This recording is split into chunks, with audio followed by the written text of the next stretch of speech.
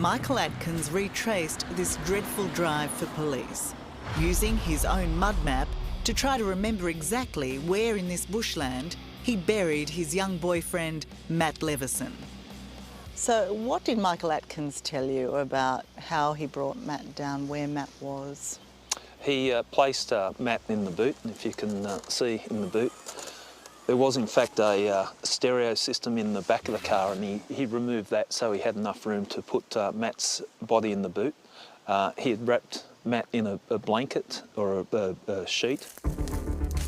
It was a dark and tragic secret Atkins had kept for a decade. It was only when threatened with jail for lying to the coroner's court that he finally admitted he disposed of the young man's body. So, Gary, this is actually Matt's car? Yes, that's correct. Detective Chief Inspector Gary Jubilan had Atkins relive the night many times, even getting Atkins to drive Matt's car, as he did on the night he dumped him.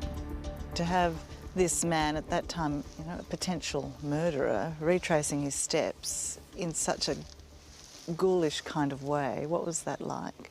It was ghoulish. It's probably a good way of describing it, because it's something, a tragic set of events that have occurred, and here we are trying to recreate it and get him back into the mindset so he could accurately recreate it.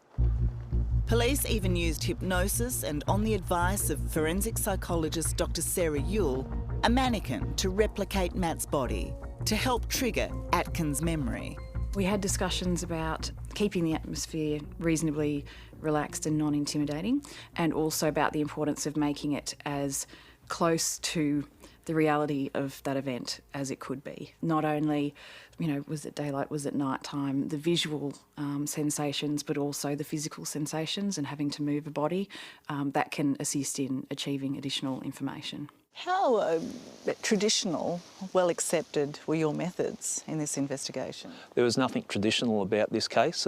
To me, it looked like it was a person who was trying to help us locate the body. He appeared to be genuine in that regards.